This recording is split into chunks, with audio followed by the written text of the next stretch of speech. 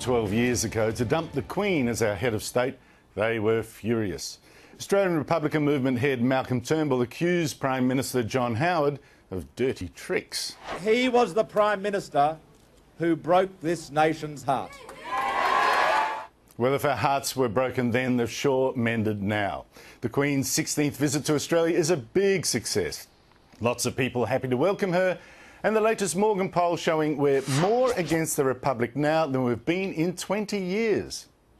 Actually, I suspect most Australians couldn't care less. Monarchy, Republic, as long as it works, what's the problem? And with Prince William and his now new wife in the queue, well, game's up. Forget the debate about becoming a republic, it's over. Much more interesting is how this is now a class issue. 3 years ago, Kevin Rudd held his ideas summit of 1,000 of our best and brightest who were mad for a republic. What I found impressive about the sentiment at the Australia 2020 summit was people's desire overwhelmingly, I thought, for us to move to a republic and to become a republic. In fact, in one vote, 99 of those best and brightest backed the republic to just one against, 99 to 1. Yet you saw the poll, more than half the rest of us don't want a republic or aren't sure. Now that's some divide. If you're of the cultural elite, you're almost certain to be a Republican. If you're on the outer, you probably aren't. But, funny thing, if you are of that Republican elite, you're also more likely to crack an invite to meet the Queen. Check out her arrival in Canberra. She gets welcomed by a Governor-General who's a Republican and a Prime Minister who's one too. I obviously am a Republican. I believe that this nation should be a republic. But here's what took the cake. Last week, the Queen warmed up for her tour with a reception for expat Australians at Buckingham Palace that was swarmed by celebrity Republicans like author Kathy Lette and her barrister husband Geoffrey Robertson, only too eager to mingle with royalty. We were so raucous they couldn't get us to go home. You know, Aussies will never give up a party. But having drunk the Queen's champagne, Lette had to prove her Republican cred by then abusing her gracious hostess. They are a dysfunctional family. They make the Osbornes look functional. I mean, what with the toe-sucking, the bulimia, the affairs, the Nazi uniforms, Prince Andrew's paedophile pals, and Sophie and Fergie. No class, no heart either, or none that seems broken by having the Queen still head of our country. Because it doesn't matter even to most Republicans. Saying you want a republic is just a social marker. You look progressive, but still get invites to royal events. And, of course, you still get a country, a constitutional monarchy that works. Win, win, win. Alexander Downer was Foreign Minister for nearly 12 years and has long been a supporter of Australians for Constitutional Monarchy. Thanks for joining us just off the plane from Dubai. It's a pleasure to be here. Excellent. Malcolm Turnbull said our hearts were broken when the Republican proposal was knocked off 1999.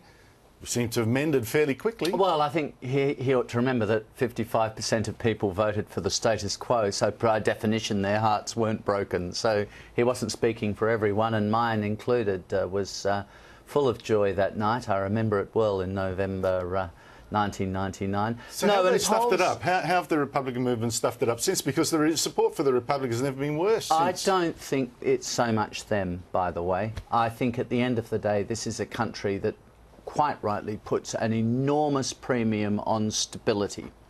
And this whole idea of making a major constitutional change is one that, well, it sounds all right when you make the argument, well, the Queen is British and we're Australian, so we should have one of our own as the head of state.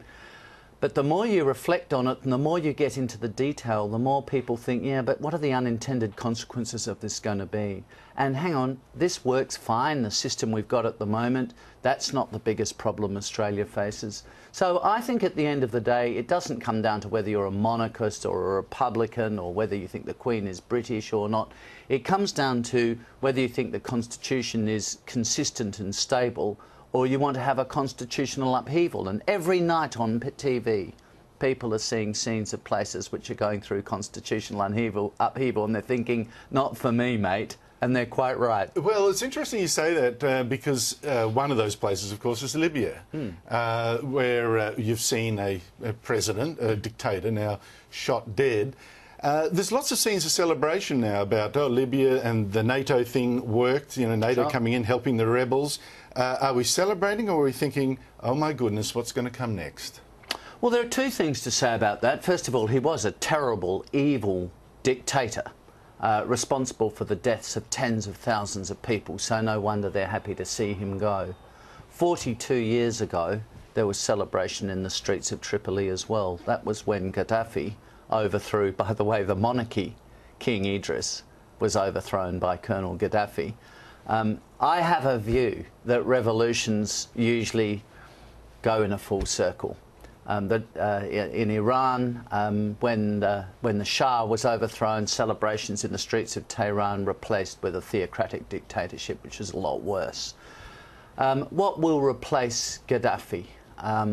The opponents of Gaddafi are only united in one thing: their opposition to Colonel Gaddafi. That's all they're. So now the infighting begins. And now the infighting begins. They're in different tribes. They're different from different regions. Some are Islamists. Some are anti-Islamists. Some of the key positions are being held by Islamists. Some, and some by more secular Muslims. If it's not a contradiction in terms, more moderate Muslims. They vary a lot. But if you think this is going to usher in a glorious era of democracy, then when did a revolution do that? The French Revolution didn't, the Russian and Chinese revolutions didn't, and as I just mentioned, nor in 1979 did the Iranian Revolution. So do you think there is possibly a time may come when the West will say, we were wrong to get rid of Gaddafi? Well, I don't think they'll say that. I mean, I'm not sure that getting rid of Gaddafi is a bad thing, but the West will have to think very carefully about what is going to happen next. Now, this is an incredibly violent society. As you know, Colonel Gaddafi was clearly executed, and as was his son. There's no question of that. I was, you know, not so much sympathetic about that, but I was struck by what happened to his two bodyguards who were with him when he was found in the drain underneath the road. Both of them were shot, and one of them was decapitated by the crowd. And we've actually missed that. There have been a number of decapitations and exactly. of opponents in the past, and the West has not wanted to look at that. No, it's not part of the narrative. But it's just worth, you know, don't always be swept up, and I'm sure you're not, by the you know, fashionable narrative, the Arab Spring, glorious era of democracy arriving. Have a look at what people are saying and what people are doing.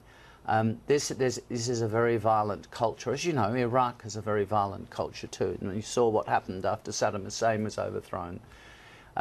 Libya is very violent. And I think it's going to be very hard going from now on. Sure, get rid of Gaddafi. I don't have any problems with that. But when I sat down with the foreign minister of a very significant European country recently and asked him about the Libyan opposition, the transitional government, and what sort of people they were, he said, I guess we're just going to have to find that out. Now, that's not very encouraging when they're sending warplanes in and helping the transitional government dislodge Gaddafi and his people. But they don't really know who they're supporting. Yes, I think there may be a case, this may be a case of having blundered in without having an exit plan, as was so often levied against you in Iraq. But Alexander Downer, thank you so much for taking the time to drop in. It's a pleasure. And